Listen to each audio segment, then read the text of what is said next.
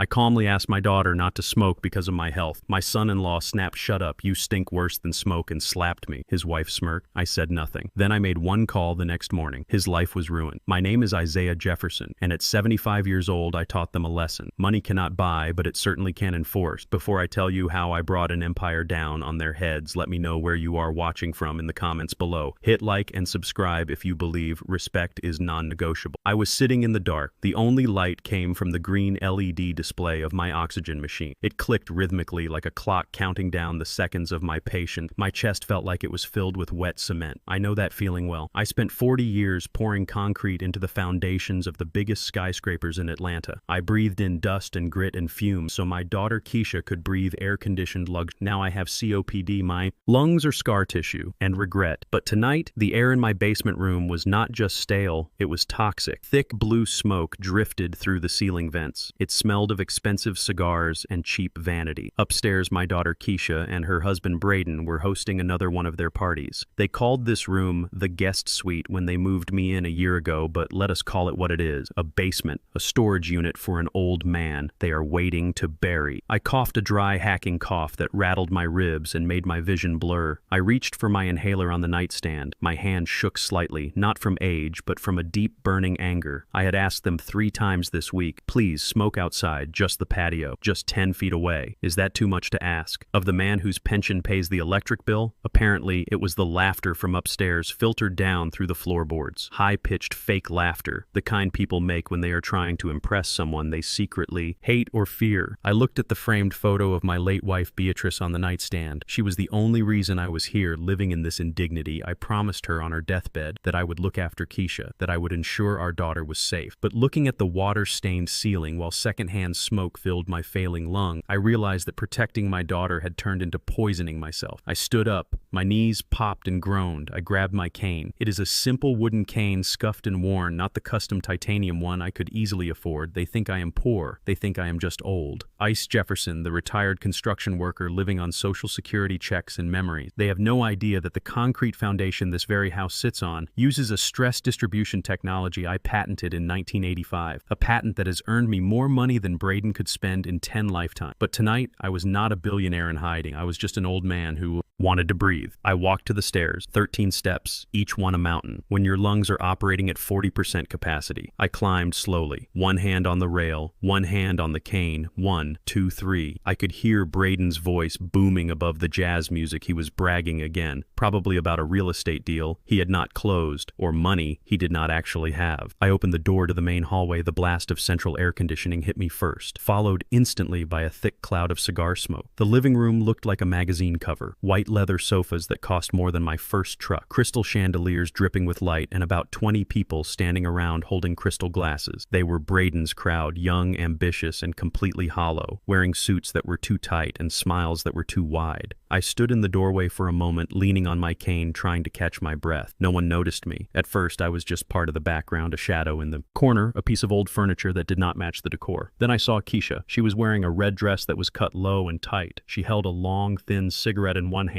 and a glass of expensive red wine in the other. She looked beautiful. She looked like her mother, but her eyes were empty, glazed over with the intoxication of this fake lifestyle. She was laughing at something a man in a blue suit was saying, throwing her head back in a way that looked rehearsed. I stepped forward. My cane tapped sharply against the polished marble floor. A few heads turned. The conversation died down slowly, rippling outward from where I stood like a machine running out of fuel. Silence spread across the room. Braden turned around. He was holding a thick cigar between his fingers. He looked at me with that familiar mix of annoyance and embarrassment. He did not introduce me. He never does to his friend. I am just the charity case, living downstairs, the burden he is too saintly to kick out. I ignored him and looked straight at my daughter Keisha. I said, my voice was raspy, but it carried across the quiet room. I cannot breathe down there. The smoke is coming through the vents. Please, baby, just take it to the patio. It was a polite request. It was the request of a father asking for mercy, not demanding respect. I saw a flash of guilt in Keisha's eye. Just for a second, she lowered her cigarette. She looked at the glass doors leading to the massive deck, a deck I paid for with a check. Braden told everyone was a bonus from his job. "Oh, Daddy," she started to say. Her voice was soft, and for a moment I thought she was going to do the right thing. I thought she was going to remember who wiped her tears when she fell off her bike, who sat up with her when she had the flu. But then she looked at Braden. She checked his reaction before she checked her own conscience, and the guilt in her eyes vanished, replaced by fear and submission. Braden stepped between us. He is a big man, not strong in the way a man who works with his hands is strong, but heavy with soft indulgence, manicured nails, and a face flushed with expensive scotch. He loomed over me, exhaling a cloud of gray smoke directly into my face. I coughed. I could not help it. My body convulsed, and I had to lean hard on my cane to stay upright. The guests watched in awkward silence. Some looked away, examining their shoes, but most watched with morbid curiosity, like drivers passing a car wreck. "Are you serious right now?" Braden asked. His voice was low but venomous, dripping with contempt. "You are going to interrupt my party. You are going to embarrass me in front of my investors because you have a little cough." "It is not a cough, Braden," I wheezed, trying to stand tall. "It is my lungs. I just need clean air." "You need clean air," he mocked loudly, playing to the audience. Now he laughed, a short barking sound, and a few of his sycophants laughed with him, nervous titters that fueled his ego. "You know what pollutes the air in this house? Ice, you do. You smell like old medicine and poverty. You are stinking up my investment, walking around here in those rags looking like a janitor." I gripped my cane tighter. My knuckles turned white. "Listen to me, son," I began, but he did not let me finish. He snapped the veneer of the civilized businessman, cracked, and the bully underneath came out. "Shut up," he roared. "Just shut up, you ungrateful old leech. You are living in my house. You are eating my food. You are breathing my air. If I want to smoke, I will smoke. If I want to burn this house down, I will burn it down. And you will say, 'Thank you for the heat.'" He was shouting now, spit flying from his mouth, his face contorted with rage. I looked at Keisha. I waited for her to step in. I waited for her to say, "That is my father, Braden. Stop. He raised you when you had nothing, but she did nothing." She took a sip of her wine and looked at the floor, refusing to meet my eyes. That silence hurt more than the smoke. It cut deeper than any insult. I looked back at Braden. I looked him dead in the eye. I have stared down union bosses, corrupt inspectors, and structural failure. I do not fear a man who wears loafers without socks. "You do not own this house?" "Braden," I said calmly, my voice steady, despite the wheezing. "Technically, the bank owns it, and I pay the mortgage. That was the trigger." His face turned a deep, violent purple. "The truth is a dangerous weapon to use against a narcissist, especially in front of an audience." He swung his hand. It happened fast, but in slow motion for me. His palm connected with my cheek. A sharp cracking sound echoed through the silent room. My head snapped to the side. My glasses slid down my nose. I stumbled back, but I did not fall. I caught myself on the cane, planting it firmly on the marble. The room gasped. Someone dropped a glass and it shattered, sending shards across the floor. I tasted blood in my mouth, metallic and warm. I touched my lip. I looked at my hand. Blood. He had slapped me. My son-in-law had slapped me in front of 30 people. Braden looked shocked for a second, as if he surprised himself, but then he saw the fear in the guest's eyes and he doubled down to assert dominance. "Get out of my sight," he hissed. "Go back to your hole before I throw you out on the street myself." I looked at Keisha one last time. She was not looking at the floor anymore. She was looking at me, and then she did the unforgivable. She smirked, a tiny cold smirk that said, "You deserved that." A smirk that sided with the abuser against the protector. That smirk broke the last chain, holding me to my promise. It broke the vow of poverty I had taken to teach them humility. I straightened my jacket. I adjusted my glasses. I did not shout. I did not fight back. I simply nodded. "Understood," I said. I turned around and walked back to the stairs. The silence followed me all the way down. I entered my basement room and locked the door. The music upstairs started again, louder this time, as if to drown out the memory of what had just happened. I wiped the blood from my lip with a tissue. My hand was steady now. The shaking had stopped. Sadness had been replaced by cold calculation. I reached under my bed and pulled out an old battered trunk. Braden thought it was full of junk, old clothes, sentimental trash. He was wrong. Inside, lined with velvet, was a satellite phone and a heavy titanium seal with the crest of Jefferson Holding. I picked up the phone. I dialed a number I had not called in 10 years. A voice answered on the first ring, clear and alert, despite the late hour. "Mr. Jefferson, is that you?" "Yes, Luther," I said. My voice was as cold as the concrete I used to pour. "Kicking start the Omega Protocol. I want everything back. The house, the cars, the accounts. Freeze it all tomorrow morning at 8 o'clock. I want them destroyed." "Understood, sir," Luther replied without hesitation. "It will be done. Consider it handled." I hung up the phone and sat on the edge of the bed. I listened to the footsteps upstairs, the dancing, the celebration of my humiliation. They thought they had won. They thought the old man was defeated, but they forgot one thing. You never slap the man who built the floor you are standing on because he knows exactly which beam to pull to make the whole world collapse. I sat on the edge of the sagging twin mattress in the darkness, listening to the hum of the refrigerator in the corner and the throb of my own heartbeat in my swollen cheek. The metallic taste of blood was still fresh in my mouth, but it was the silence that hurt the most. Upstairs, the party was dying down. The heavy bass of the music had faded into the murmur of departing guests and the clinking of bottles being thrown into the recycling bin. I looked at the framed photograph of Beatrice on the nightstand. Her smile was frozen in time, captured on a sunny day in 1992, back when my hands were strong and my lungs were clear, back before the concrete dust had turned my chest into a graveyard. I picked up the photo, my fingers tracing the glass over her face. "Beatrice, my love," I whispered into the stale air of the base. Tried? I really tried. I kept the promise she had made me swear on her deathbed 5 years ago. Do not give them the world. Ice, she had said, her voice weak but her eyes fierce. Let them build their own ladders. If you give them everything, they will value nothing. Let them struggle a little. Let them find their own strength. She was a wise woman, but she had a blind spot when it came to our daughter, Keisha. Beatrice believed that struggle built character. She believed that if we hid our wealth, if we lived like the working class people we started out as, our daughter would learn humility. She would learn to love us for who we were, not for the empire I had built in the shadows of the Atlanta skyline. So I buried the truth. I buried the patents. I buried the millions. I buried the fact that I was the majority shareholder of the largest infrastructure firm in the state. I played the role of the retired laborer living on a fixed income, chipping in my social security check for groceries, fixing the leaky faucets with my own tools, making myself small so they could feel big, but sitting there with a bruised face and a broken heart. I realized that Beatrice was wrong. Struggle had not taught them humility. It had taught them cruelty. It had not made them strong. It had made them predatory. They did not look at me and see a father who had sacrificed. They saw a resource that had run dry, a battery that was out of juice, and now that I was inconvenient, they were ready to throw me in the trash. The promise was broken the moment Braden's hand connected with my fate. Respect is the currency of family, and they were bankrupt. I closed my eyes and let the grief wash over me, not for myself, but for the daughter I had lost. She had stood there and smirked. That smirk was the blade that severed the last tie, the last obligation I had to protect her from the reality of the world she wanted to live, in a jungle where the strong eat the weak. Fine, I thought, opening my eyes, I will show her who the lion really is. Suddenly, the door to my room shook on its hinges, a violent kick that sent dust motes dancing in the beam of my oxygen machine display. I did not flinch. I did not stand up. I just watched as the handle turned and the door swung open, slamming against the concrete wall. Braden stood there silhouetted by the light from the hallway. He had loosened his tie, and his expensive suit jacket was stained with wine. He swayed slightly, holding a bottle of champagne by the neck, like a club. He looked at me with eyes that were glassy with alcohol and contempt. "Well, look at you," he sneered, stepping into the room and filling the small space with the smell of arrogance and stale sweat, sitting in the dark like a rat. "Are you pouting, Ice? Are you crying because I put you in your place?" I said nothing. Silence is a weapon. I learned that in the boardroom. Long before I retired, silence makes weak men nervous. Braden stepped closer, looming over me, trying to use his size to intimidate a man who had stared down bulldozers. He reached into his pocket and pulled out a piece of paper, crumpling it into a ball. He threw it at me. It hit my chest and fell onto the floor. I did not reach for it. I just looked at him. "Read it, old man." Braden barked, his voice slurring slightly. "That is your eviction notice, handwritten and legally binding. As far as I am concerned, you have 24 hours. 24 hours to pack your rags, your pills, and that noisy machine and get the hell out of my house." I looked at the crumpled paper on the floor, then back at him. "Where am I supposed to go?" "Braden," I asked, my voice calm, rasping like sandpaper on wood. "I have nowhere else." Braden laughed, a cruel barking sound that bounced off the concrete walls. "Oh, do not worry. I am not a monster. I made a call. A friend of mine runs a facility, a state-funded place called Shady Pine. It is perfect for you, Ice. It smells like boiled cabbage and urine, and they have a bed with your name on it. You will fit right in with the other forgotten relics."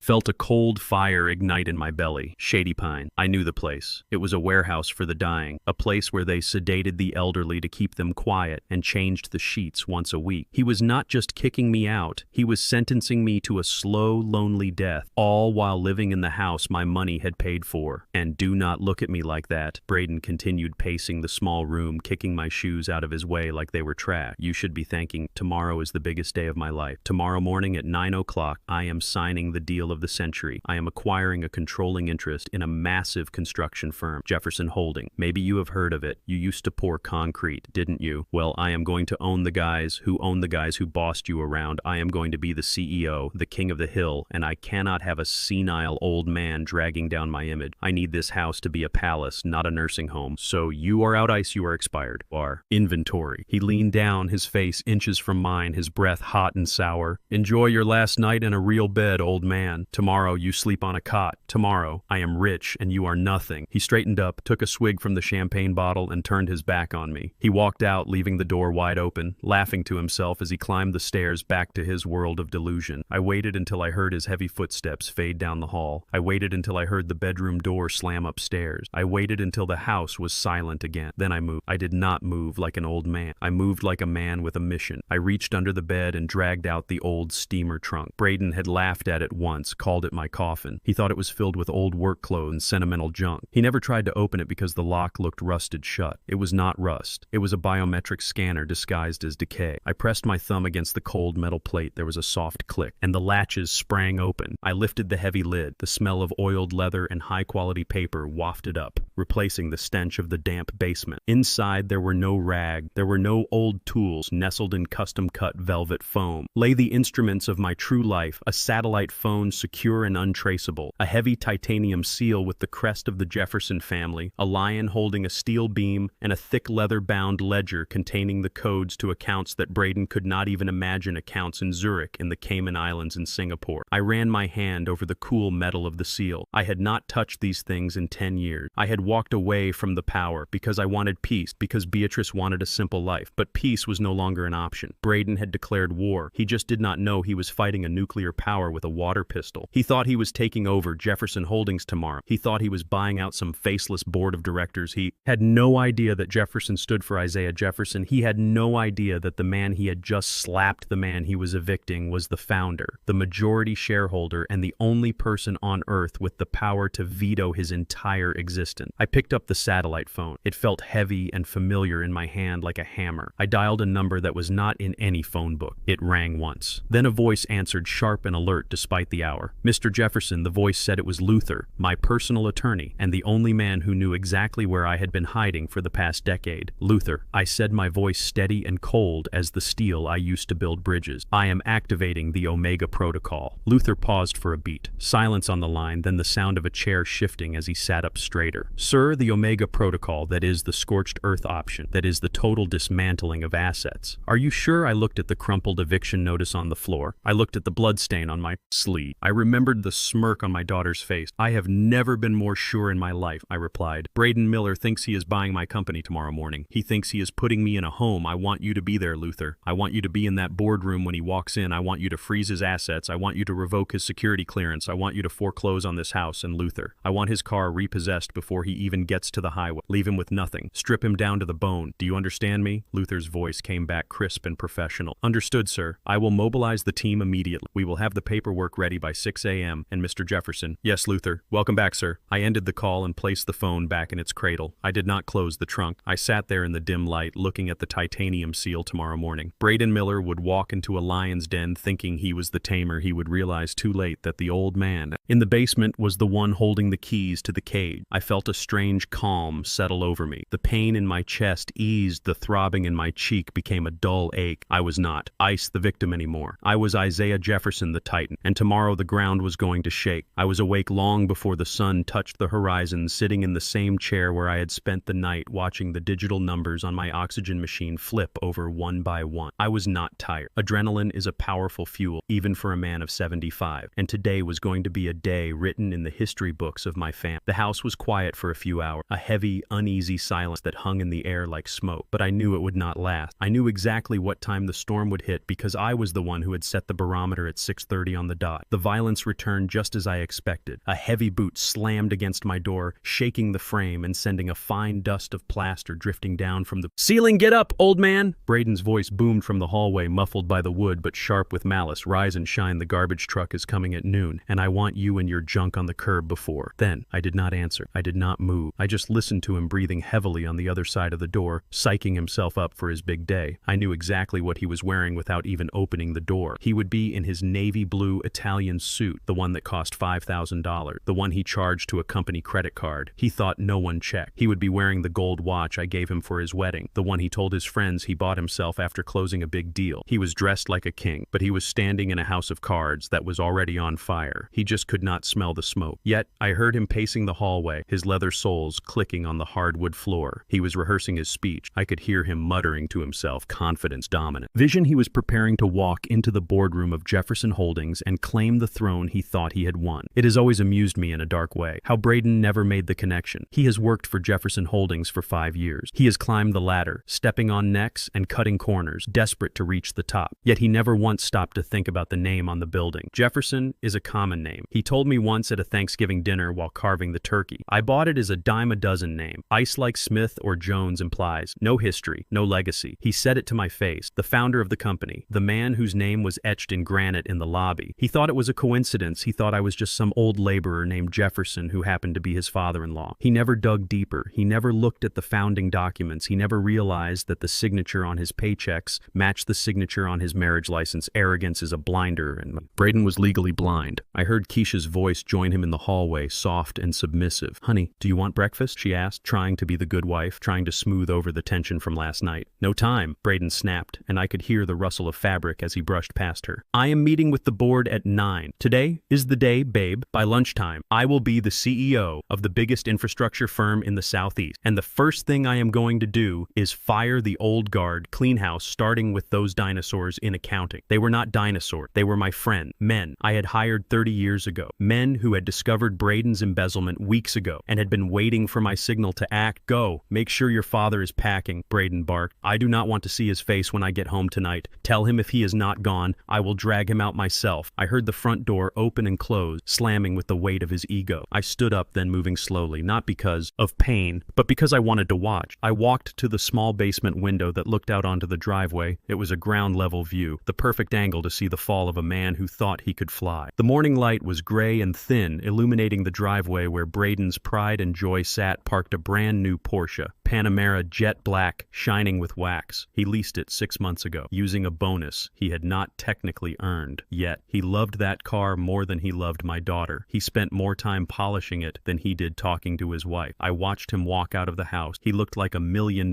chest out, chin up, carrying a leather briefcase that probably cost more than my first car. He stopped for a moment to admire his reflection in the car window, adjusting his tie, smoothing his hair. He was the picture of success, a man on top of the world. He pulled the key fob from his pocket and pressed the unlock button. Usually the car would chirp, the lights would flash, and the mirrors would unfold in a welcoming, mechanical dance. Today, nothing happened. Silence. Braden pressed the button again, harder this time. Frowning, he took a step closer and pressed it repeatedly. Click, click, click. Nothing. The car sat there like a 2-ton paperweight, dark and unresponsive. I saw the confusion cloud his face. He muttered something angry, probably blaming the battery. He pulled the manual key out of the fob and inserted it into the door lock. He turned it and pulled the handle. The door opened, but the alarm did not sound. The interior lights did not come on. It was dead. He threw his briefcase onto the passenger seat and slid behind the wheel. I could see him through the windshield, framing him like a portrait of desperation. He inserted the key into the ignition and turned it. Nothing. No roar of the engine, no hum of electronics. Just the silence of a dead machine. He slammed his hands against the steering wheel, mouthing curses. He tried again and again, turning the key with increasing violence, as if he could force the engine to life through sheer willpower. Then the dashboard screen flickered to life. It was the only thing working in the car, a bright blue light that illuminated his angry face. I knew exactly what it said because I had authorized the message 10 minutes ago via my satellite phone asset repossessed contact lender, immediately authorized by Jefferson Holdings legal department. I saw Braden stare at the screen, his eyes widening. He did not understand. He could not process it. He thought it was a glitch, a computer error. He pulled out his phone, his fingers flying across the screen, dialing the dealership. I could see him shouting into the phone, his face turning red, screaming at some poor receptionist, demanding to speak to the manager, telling them who he was, telling them he was the future CEO of Jefferson Holding, but no one was answering. Luther had seen to that. The dealership had been instructed to direct all calls from his number to a deadline. He was screaming. Into the void. He threw the phone onto the passenger seat and ran his hands through his perfectly styled hair, messing it up. Panic was starting to set in. He looked at his watch. It was 7:15. He had a meeting that would define his career, and he was stranded in his own driveway with a car that had been turned into a brick. He grabbed his phone again, tapping furiously. He was opening the Uber app. I watched him waiting for the next domino to fall. He tapped the screen, requesting a ride, a black car. Obviously, he would never ride in anything less. I saw him wait, watching the screen, and then I saw the flint. The notification popped up. Payment method declined. Please update payment information. He stared at the phone as if it had bitten him. He tried another card, swiping through his digital wallet, swiping frantically. Declined, declined, declined. Luther had been thorough at 8 a.m. sharp. Every credit card, every bank account, every line of credit associated with Braden Miller had been frozen, flagged for suspicious activity, and locked down by the bank's fraud department. He was a man with a $5,000 suit and $0 to his name. He tried again, his thumbs hitting the screen so hard I thought the glass would break. He was sweating now, dark patches forming under the arms of his expensive jacket. The cool composure of the CEO was gone, replaced by the frantic energy of a cornered animal. He screamed a sound of pure frustration that penetrated the glass of the car and reached me in the basement. He kicked the dashboard, leaving a scuff mark on the leather. He grabbed his briefcase and scrambled out of the car, slamming the door so hard the whole vehicle rocked. He ran back toward the house, not walking like a king anymore, but running like a thief. He burst through the front door and I heard him thundering down the hallway, screaming for my daughter. Keisha, Keisha, where is your purse? I moved from the window to the door of my room, pressing my ear against the wood. I heard them. In the kitchen upstairs, Braden's voice was high-pitched, hysterical. What is wrong? Keisha asked, her voice trembling. Is the car broken? Give me cash, Braden yelled, cutting her off. I need cash now. The car is dead. The app is not working. The bank system is down. I need cash for a taxi right now. Braden, you are scaring me. What is happening? Shut up and give me the money, he roared. I heard the sound of a purse being upended, contents spilling onto the floor. Coins, keys, lipstick, and then the rustle of bills. I got $40,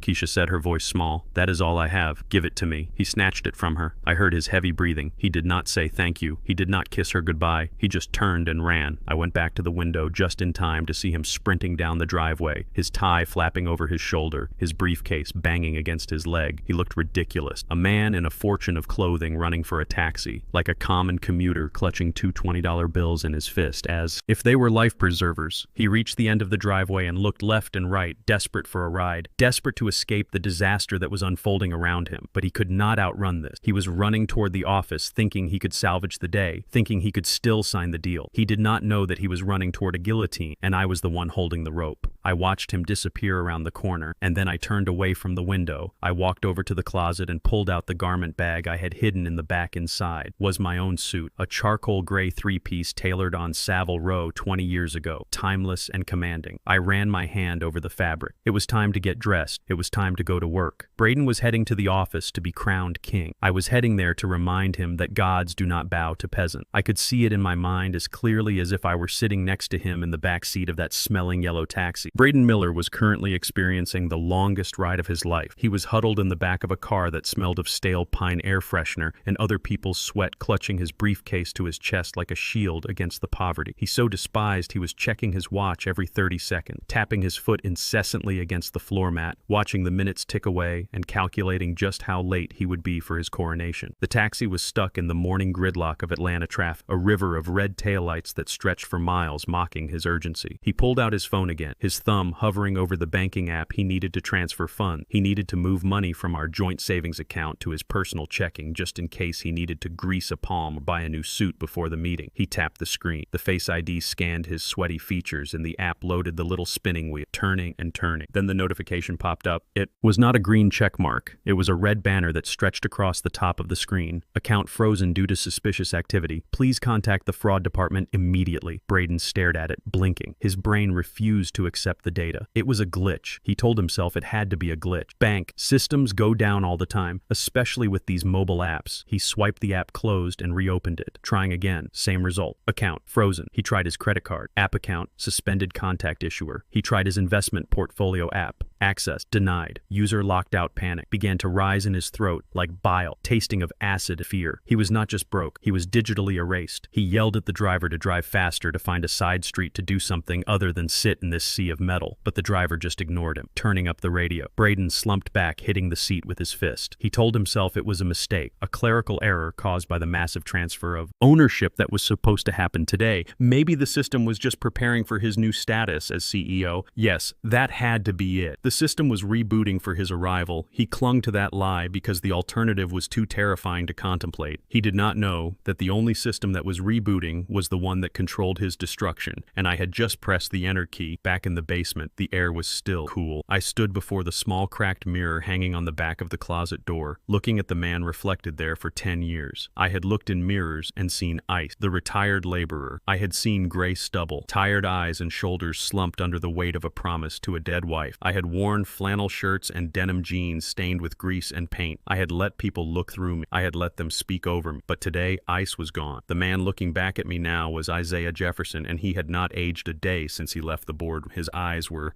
sharp, cold, and hard as flint. His shoulders were square, holding up the weight of the silk and wool with an ease that only comes from wearing power, like a second skin. I buttoned the vest of my charcoal gray three-piece suit. It was a bespoke creation cut by a tailor in London who only accepts clients by referral. It fit me perfectly, hugging my ribcage without restricting my breath. The fabric was soft but substantial. A fortress of thread, I fastened the cufflinks, gold knots that Beatrice had given me for our 30th anniversary. They caught the dim light of the basement bulb, flashing a warning. I tied my tie, a Windsor knot, precise and symmetrical, tight against my collar. I reached for the shoe polish and a rag sitting on the edge of the bed, polishing my black Oxford shoes until they shone like obsidian mirrors. Finally, I picked up my cane, not the scuffed wooden stick I used to hobble around the kitchen, but a new one I had kept hidden in the garment bag. It was made of polished ebony with a heavy silver handle shaped like the head of a lion. It was not a medical device, it was a scepter. I took one last look at the room, the peeling paint, the water stains, the narrow bed where I had spent restless nights listening to my daughter and her husband laugh at my expense. I would not miss this place. I would not miss the smell of damp earth and neglect. I turned off the oxygen machine. The silence that followed was heavy and final. I did not need it right now. My rage was oxygen enough. I unlocked the door and stepped out into the hallway. The floorboards creaked under my weight, but they sounded different today. They did not groan in protest. They snapped to attention. I walked toward the stairs, the silver tip of my cane striking the wood with a rhythmic thud. 1 step, 2 steps, 3 steps, ascending from the underworld, rising to the surface. I opened the door to the kitchen. The morning sun was streaming through the windows, illuminating the mess Braden had left behind, coffee grounds spilled on. The counter, dirty dishes in the sink. The contents of Keisha's purse scattered across the floor. Keisha was on her knees, sobbing softly, trying to gather her thing. Lipstick keys, crumpled receipts. She looked small and broken, stripped of her arrogance by her husband's cruelty. She heard my cane tap against the tile and she froze. She wiped her eyes with the back of her hand and sniffed, keeping her head down. She whispered, her voice trembling, "I am sorry about the mess. Braden was just stressed. He didn't mean to yell. He is just under a lot of pressure today." She was still defending him, still making excuses for the man who had treated her like an ATM machine just minutes ago. It was pathetic and it broke my heart, but I could not stop. Now mercy is for after the war is won, not during the first battle. "Look at me, Keisha," I said, my voice deep and resonant, filling the kitchen. She slowly lifted her head, expecting to see the old man in the stained cardigan, expect to see the father she could pity and ignore. But when her eyes met mine, her breath hitched in her throat. She blinked, confused, as if her brain could not process the image in front of her. She saw the suit. She saw the silk tie. She saw the gold cufflinks and the polished shoes. But more than that, she saw the posture. She saw the man who stood 6'2" and took up space. She saw the father she had not seen since she was a little girl, the man who used to command construction sites and silence rooms with a look. "Daddy," she stammered, pushing herself up from the floor, getting to her feet unsteadily. "Why are you dressed like that? Where did you get those clothes you look like?" She trailed off, unable to find the words to describe the transformation. "You look expensive," she wanted to say. "You look powerful," she wanted to say, but the words died on her lips because they contradicted everything she thought she knew about me. I did not answer her. I simply walked past her, the scent of my cologne, a blend of sandalwood and old leather trailing. Behind me, I walked to the front door and opened it, stepping out onto the porch into the bright morning light. The air was fresh and cool, free of smoke, free of lies. I took a deep breath, my lungs expanding fully for the first time in years. I looked down the driveway past the dead Porsche that sat there like a tombstone to the street beyond. A long, sleek, black shape was gliding silently toward the house. It was not a taxi. It was not an Uber. It was a Rolls-Royce, phantom, extended wheelbase, shining in the sun like a black diamond. It moved with the grace of a predator, its massive grille gleaming, its spirit of ecstasy, hood ornament cutting through the air. It slowed to a stop right in front of the walkway, purring like a giant cat. The driver's door opened, and a man stepped out. He was huge, wearing a black suit and sunglasses. He walked around the car with military precision and opened the rear passenger door. He stood at attention, waiting. I knew him. It was Marcus, one of Luther's best men, a former Marine who had driven for me years ago. He nodded respectfully carefully as I approached. "Good morning, Mr. Jefferson," he said, his voice deep and rumbling. "We are on schedule. Traffic is clearing up." "Thank you, Marcus," I said, stepping off the porch and walking down the path, the gravel crunching under my new shoes. I heard the screen door slam behind me. Keisha had followed me out. She stood on the porch barefoot, her hair messy, her face pale with shock. She stared at the car, then at me, then back at the car, her mouth hanging open. "Daddy," she screamed, her voice shrill with panic. "What is going on? Whose car is that? Where are you going?" She ran down the steps, stumbling a little, running across the grass toward me. She reached out, trying to grab my arm, trying to anchor me back to her reality, but I kept walking. I reached the car and Marcus held the door wide. The interior was cream-colored leather and walnut wood, a sanctuary of wealth and quiet. I stopped and turned to face her. She skidded to a halt a few feet away, afraid to come closer, afraid of the car, afraid of the man in the suit, afraid of the driver who watched her behind dark glasses. "Daddy, please," she begged, tears streaming down her face. "Talk to me. You cannot just leave. Where did you get this money? What are you doing? Tell me what is happening." She was terrified because her world was tilting on its axis, the narrative of her life, the story where she was the benevolent caretaker and I was the helpless burden, was dissolving right before her eyes. She realized in that moment that she did not know me at all. She realized she had been living with a stranger who could summon a $500,000 car with a phone call. I looked at her. I looked at the daughter I had loved more than life itself, the daughter I had protected from the harshness of the world, the daughter who had smirked when I was slapped. I felt a twinge of pain, a ghost of the affection I used to feel, but I crushed it. I let the cold logic of the situation take over. She had chosen. Her side she had chosen. The man who abused us both, and now she had to live with the consequences of that choice. I stepped into the car, sinking into the soft leather. The smell of the interior was rich and calming. Marcus closed the door with a solid, heavy thud, sealing me inside, sealing me away from her desperation. I pressed the button on the armrest and the window glided down smoothly, revealing Keisha's tear-streaked face. One last time she was shaking, hugging herself, looking small and lost against the backdrop of the house she thought she owned. "Daddy," she whispered one last time. "Please." I leaned forward slightly, the silver lion on my cane glinting in sunlight. "I am going to the office, Keisha," I said, my voice calm and final. "I am going to see Braden. I am going to where your husband is dying." She stared at me confused. "Dying?" she asked. "Is he hurt? Did something happen?" I shook my head slowly. "No, my child. He is not hurt physically, not yet. But his life, the life he thinks he built, the lies he stands on the future he bragged about it is all ending today. I am going to pull the plug." She did not understand. She could not understand. "Not yet, but she would soon enough drive Marcus," I said, leaning back into the seat. The window rolled up, cutting off her sobbing face. The car pulled away smoothly, gliding down the street, leaving my daughter standing in the driveway of a house that was no longer hers, watching her father disappear into a world she never knew existed. I did not look back. I looked forward toward the city skyline, rising in the distance, toward the glass and steel tower of Jefferson Holdings, where a throne was waiting and a reckoning due. The glass and steel tower of Jefferson Holdings rises 40 stories above the Atlanta pavement, a monument to structural integrity and architectural ambition. I know every inch of that building. I know the psi rating of the concrete in the sub-basement. I know the wind load, tolerance of the curtain walls. I know the names of the men who welded the steel beams because I signed their paychecks 40 years ago. Braden Miller, however, only knew the executive elevator and the view from the corner office he coveted. He arrived at the building 18 minutes late, a cardinal sin in my company where punctuality is a sign of respect. He burst through the revolving doors, sweating like a sinner in church. His expensive Italian suit was rumpled from the run. His tie was crooked, and his face was slick with a sheen of panic and exertion. He bypassed the security desk, waving his badge with a frantic arrogance, ignoring the guard who tried to stop him. He did not notice that his badge did not beep. He did not notice the red light on the turnstile. He just vaulted over it, running toward the elevators, desperate to salvage the illusion of his competence. He rode the elevator to the 40th floor alone, checking his reflection in the polished brass doors. He tried to smooth his hair. He tried to wipe the sweat from his upper lip. He practiced his opening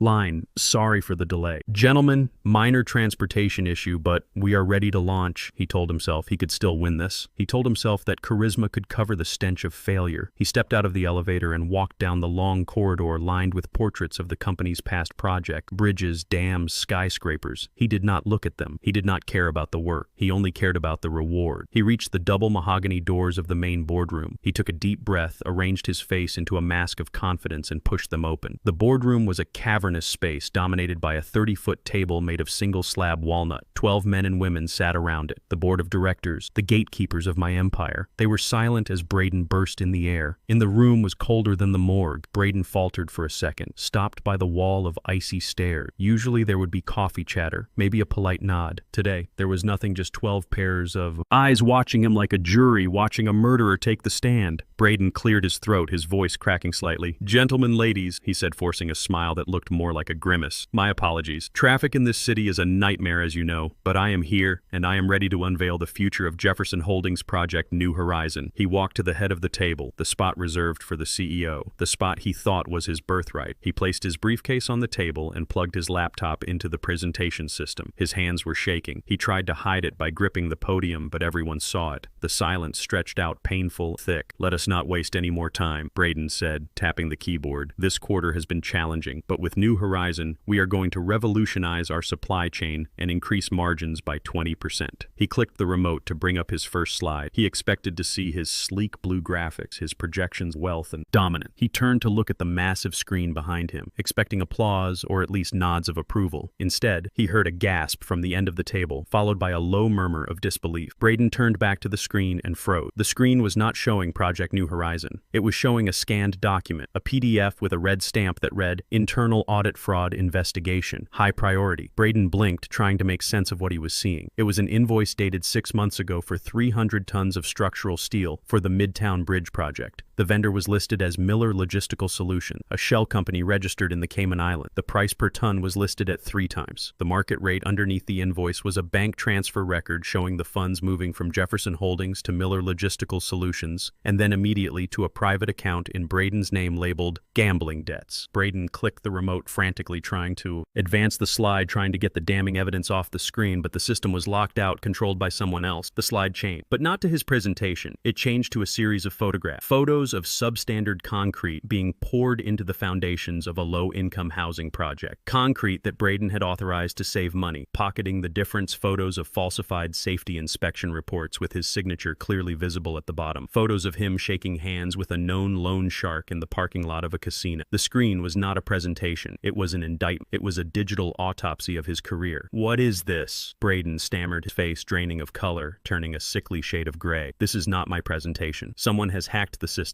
This is a mistake, a malicious attack. I assure you these documents are fake." He looked around the table, begging for an ally, begging for someone to believe him. But the board members were not looking at him anymore. They were looking at their tablets where the full forensic accounting report had just been emailed by Luther. They were reading the details of how Braden had siphoned off $2.5 million in 3 years, how he had endangered lives by using cheap material, how he had treated the company, coffers like his personal piggy bank. Mr. Miller, the chairman of the board, Arthur Sterling, spoke up, his voice dry and hard as granite. "We have been monitoring these irregularities for weeks. We were waiting for the final piece of evidence to link the shell companies directly to you, and it seems you provided it this morning when you tried to transfer emergency funds from the company accounts to your personal ledger to pay for a taxi. The system flagged it immediately. You are not here to be named CEO, son. You are here to be terminated." Braden backed away from the podium, shaking his head. "No, you cannot do this. I am the visionary here. I brought in the city contract. I am family," he screamed the last word as if it were a magic spell that could ward off the truth. "Family, I am the son-in-law of the founder." That was the moment the heavy double doors at the back of the room opened slowly, deliberately. They did not fly open with the frantic energy of Braden's arrival. They swung inward with the weight of authority. The sound of a cane striking the floor echoed through the silent room. Thud, click,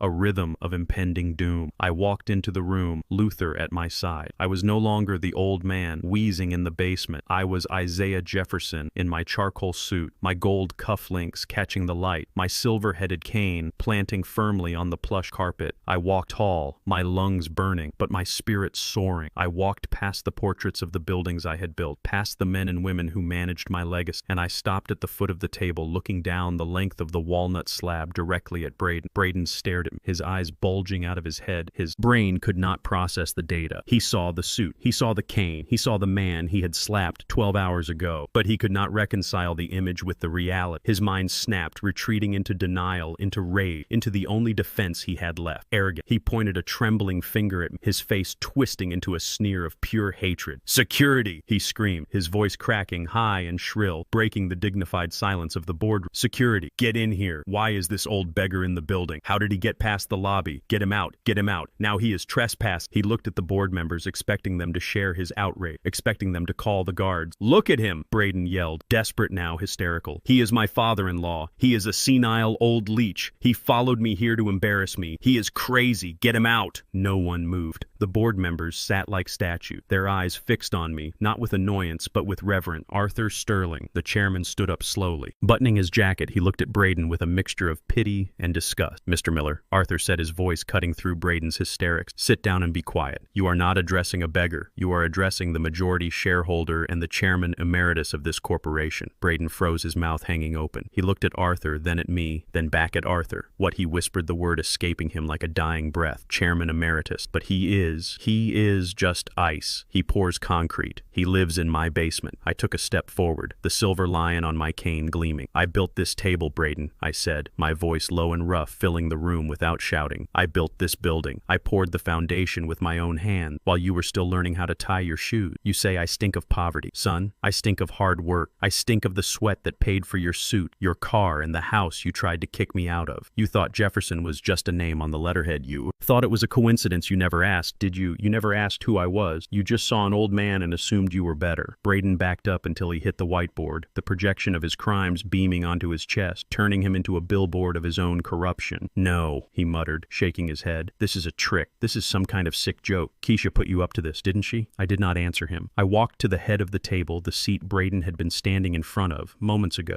I pulled out the chair, the heavy leather creaking, and I sat down. I placed my cane on the table, the silver lion facing him. I placed the titanium seal next to it, the symbol of my authority. Finally, I placed the eviction notice he had thrown at me the night before, smoothing it out on the polished wood. "You gave me 24 hours, Braden," I said, looking him dead in the eye. "I am giving you 24 seconds. You are fired. You are under investigation for embezzlement, fraud, and corporate espionage, and as of this moment, your security clearance is revoked. You are trespassing on my property." Braden looked around the room, looking for a friendly face, looking for an escape, but the doors were blocked by security guards who had quietly entered behind me. Big men, men who knew who signed their checks, and it was not Braden Miller. He slumped against the wall, the fight draining out of him, leaving only a hollow shell of a man who realized too late that he had been standing on a trapdoor the whole time, holding the lever in his own hand. The silence in the boardroom was absolute, a vacuum where sound went to die. Braden was pressed against the whiteboard, his chest heaving, his eyes darting around the room like a trapped animal looking for an exit that did not exist. He looked at the board members, 12 of the most powerful men and women in the construction industry, people he had spent 5 years trying to impress, people whose boots he had licked and whose egos he had stroked, hoping they would save him, hoping they would laugh and say this was all a misunderstanding. But they did not laugh. They did not look at him. They looked at me, Arthur Sterling, the chairman of the board, a man who had been the best man at my wedding 40 years ago, a man who ran this company with an iron fist while I lived in the shadows, slowly pushed his chair back. The sound of the expensive casters rolling on the plush carpet echoed like thunder. Arthur stood up. He buttoned his jacket with a solemnity reserved for state funerals, and he turned to face me. He did not look at the old man in the charcoal suit. He looked at the legend he remembered. He looked at the friend he had missed. "Welcome home, Mr. Chairman," Arthur said, his voice thick with emotion. He bowed his head, a deep, respectful gesture that signaled submission and loyalty. "Welcome back to the house you built." Braden let out a sound that was half gasp, half whimper. He slid down the wall a few inches, his legs giving way under the weight of a reality he could not comprehend. "Chairman," he whispered the word, catching in his throat like a fishbone. "Chairman. But he is ice. He is a nobody." I ignored him. I walked past Arthur, who stepped aside to clear my path. I walked past the vice presidents and the directors, who all stood up as I passed, a wave of respect rippling down the table. I reached the head of the table, the seat that had been empty for a decade, the seat Braden had tried to claim 10 minutes ago. I rested my hands on the back of the high leather chair, feeling the familiar grain of the upholstery. This was my seat. I had designed it. I had sat in it when we won the bid for the airport expansion. I had sat in it when we decided to go public. I had sat in it the day Beatrice told me she was sick. I sat down. The leather creaked under my weight, a sound of permanence. I placed my cane on the table, the silver lion facing outward. I looked at Braden, who was now crouching on the floor, looking up at me with the eyes of a child who has just realized the monster under the bed is real and it knows his name. You look confused, son, I said, my voice low and rumbling, filling the cavernous room. Let me help you with the math. You seem to be struggling with. You see, Jefferson Holdings is not a public trust. It is not a democracy. It is a kingdom, and I am the king. I retired 10 years ago. Yes, I stepped back to take care of my dying wife and to watch over my daughter. But I never sold Braden. I never walked away. I retained 60% of the voting stock. 60%. That means I do not just have a seat at this table. I am the table. Nothing happens in this company without my permission. No concrete is poured, no steel is welded, and certainly no CEO is appointed without my signature. Braden shook his head slowly, tears of shock streaming down his face, mixing with the sweat. But you live in my basement, he stammered. You fix the sink. You drive a truck from 1990? How? I leaned forward, the gold cufflinks flashing. I live in your basement because I promised my wife I would not spoil our daughter. I lived simply because I wanted to see if you were a man of character or a man of greed, and you gave me my answer every single day. For 5 years, you treated the waiter better than you treated your father-in-law. You treated your car better than you treated your wife. You thought my silence was weakness. You thought my humility was poverty. You were wrong on both counts. I reached into the inside pocket of my jacket and pulled out a thick manila envelope. It landed on the polished walnut table with a heavy thud, the sound of a judge's gavel sealing a verdict. You said something to me last night, Braden, I continued, my voice hardening, turning into the cold steel edge that had built this empire. You told me I stank. You told me I smelled worse than smoke. You told me I smelled like old medicine and poverty. Well, son, take a deep breath. Right now, smell the air in this room. Tell me what you smell, because to me it smells like wet concrete pouring into a rebar cage at 4 in the morning in the freezing rain. It smells like the diesel fumes of the excavators digging the foundation of this very building. It smells of the sweat of 10,000 men who worked double shifts to build this city. That is my scent, Braden. That is the smell of the work that paid for your $5,000 suit. That is the smell of the legacy you tried to steal. That is the smell of the chair you wanted to sit in but were not strong enough to carry. Braden tried to stand up, his legs shaking violently. I did not know, he pleaded, his voice cracking. I swear I did not know. Ice, Mr. Jefferson, please, we are family. Family. I repeated the word, tasting like ash in my mouth. Family does not slap a 75-year-old man because he asks for clean air. Family does not evict a father-in-law to a state-run nursing home so they can turn a bedroom into a walk-in closet. Family does not embezzle $2.5 million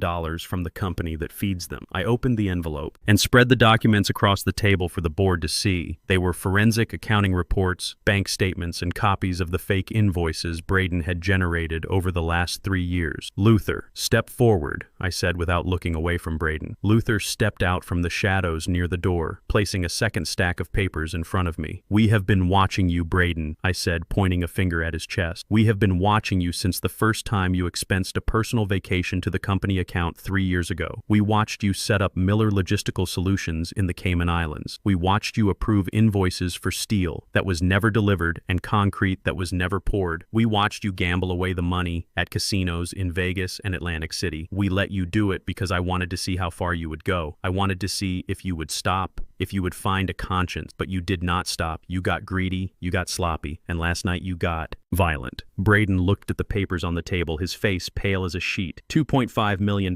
Braden, I said, letting the number hang in the air. That is a lot of money. That is enough money to build a school or a hospital or to retire comfortably, but you put it up your nose and you threw it on the blackjack table and you thought you were smart. You thought you were the Wolf of Wall Street, but you were just a sheep, stealing from the shepherd. Arthur, Sterling spoke up again, his voice dripping with disdain. The board has reviewed the evidence. Mr. Miller, we have voted unanimously effective immediately. Your employment with Jefferson Holdings is terminated for cause. You are stripped of all stock options. Your pension is frozen pending the investigation, and we are exercising the clawback clause in your contract to recover every single cent you stole. Braden looked at Arthur, then at me, his eyes wide with terror. Terminated, he whispered, but I have debts. I have people I owe money to. If I lose this job, if I cannot pay them, they will kill me. I leaned back in my chair, resting my hand hands on the head of my cane. That sounds like a personal problem, Braden, I said coldly. Maybe you should have thought about that before you slapped the man who signs the check. Maybe you should have thought about that before you called me a leech. Maybe you should have asked yourself why the old man in the basement knew so much about structural engineering. I picked up the phone on the conference table, the black handset that connected directly to the security desk. I did not dial. I just spoke security. Send the team up to the boardroom. We have a trespasser and have the police waiting in the lobby. Braden flinched at the word police. He looked at the window as if considering jumping. He looked at the door blocked by the guard. He realized there was no way out. The walls of the life he had built were collapsing around him, and he was standing in the middle of the rubble without a hard hat. You cannot do.